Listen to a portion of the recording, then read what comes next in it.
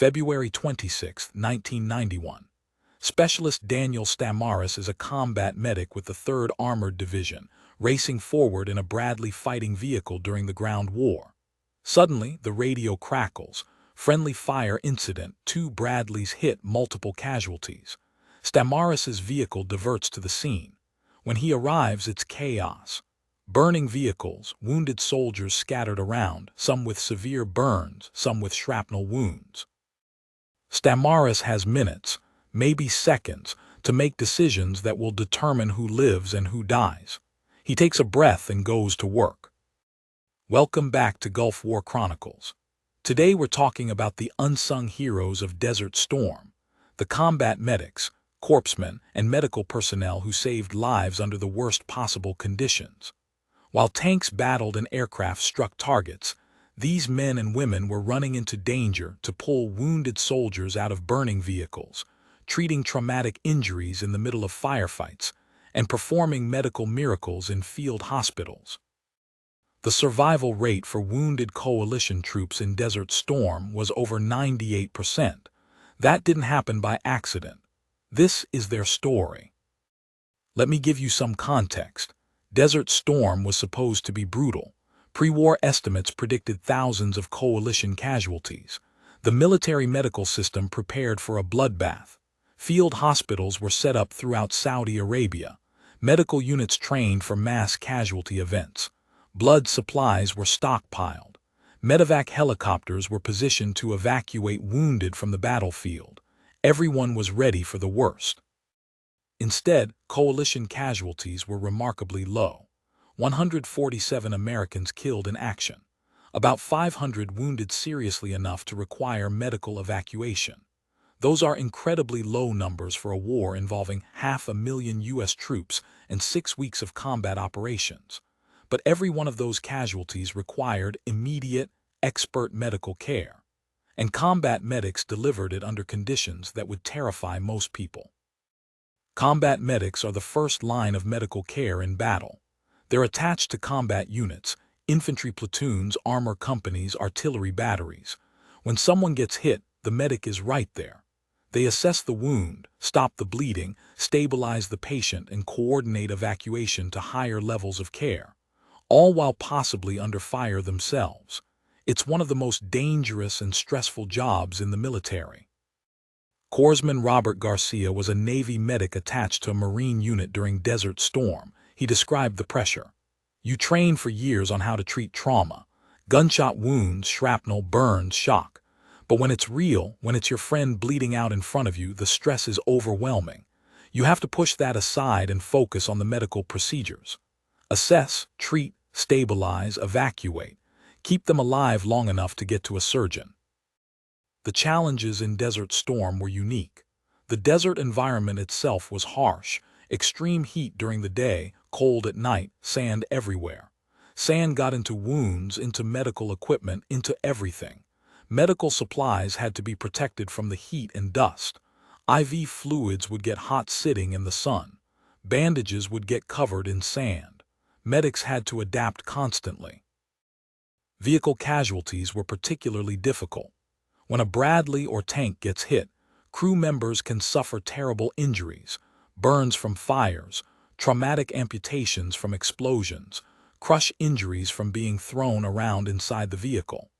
Medics had to crawl into burning or damaged vehicles to extract wounded soldiers, then treat catastrophic injuries with whatever supplies they had on hand. Staff Sergeant Michelle Rodriguez was a medic with the 1st Infantry Division. She treated casualties from the friendly fire incident at the Battle of Norfolk. The hardest part was triage, deciding who needed immediate treatment and who could wait. We had more wounded than we could treat simultaneously. You have to make those calls fast. Who's critical? Who's stable? Who's beyond saving? Those decisions stay with you forever. The Medevac system in Desert Storm was incredibly efficient. Once a medic stabilized a casualty, helicopters, usually UH-60 Black Hawks configured for medical evacuation, would extract them and fly them to field hospitals. The goal was to get seriously wounded soldiers to a surgeon within the golden hour, the first 60 minutes after injury, when proper treatment makes the biggest difference in survival. Desert Storm's Medevac system achieved this consistently. Field hospitals in Saudi Arabia were state-of-the-art mobile surgical facilities. The 47th Combat Support Hospital, for example, had operating rooms, intensive care units, and recovery wards all in tents. Surgeons, nurses, and medical staff worked around the clock treating wounded coalition troops, and after the ground war started, Iraqi prisoners who needed medical care. Captain Jennifer Walsh, who we mentioned in another video, was a surgical nurse at a field hospital.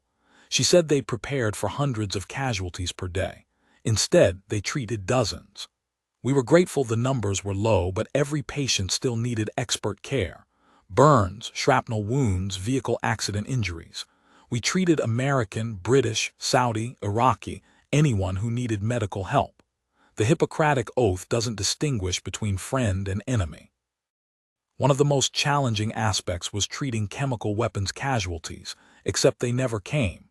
Everyone feared Saddam would use chemical weapons. Medics trained extensively on treating nerve agent and blister agent casualties.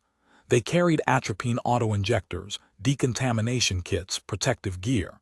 But Iraq never used chemical weapons during Desert Storm, so those preparations proved unnecessary. Still, the fear was real and medics had to be ready. Preventive medicine was just as important as treating combat casualties. Medics worked to prevent disease and non-combat injuries. In the desert environment, dehydration was a constant threat. Heat casualties were common.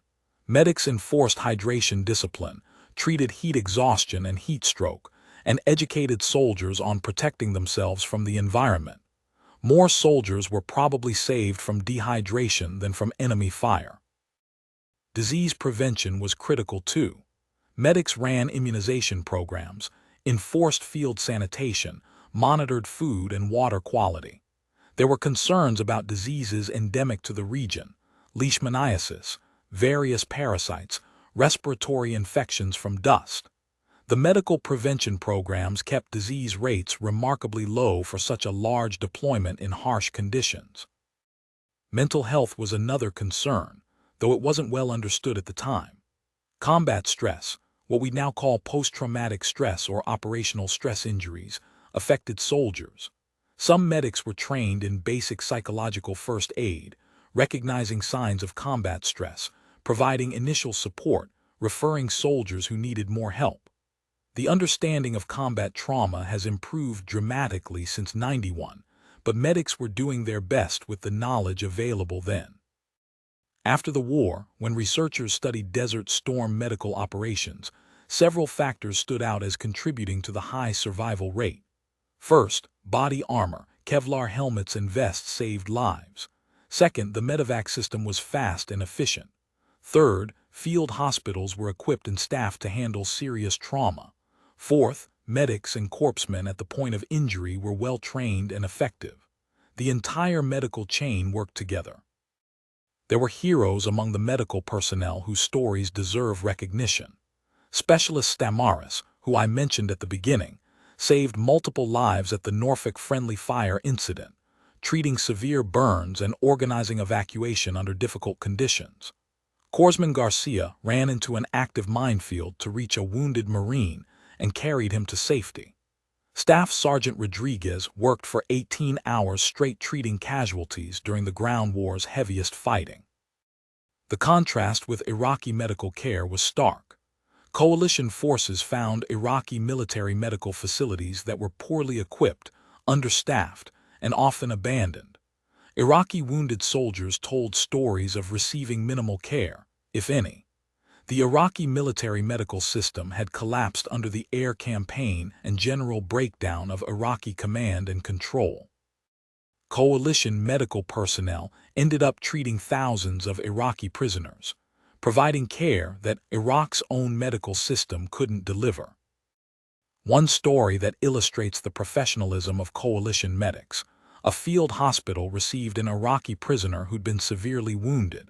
He needed surgery to survive. The surgeons operated for hours, saved his life, then treated him post-operatively with the same care they'd give to a coalition soldier. When he recovered enough to be moved to a POW camp, he told interpreters he couldn't believe his enemies had saved his life. That's the medical profession at its best.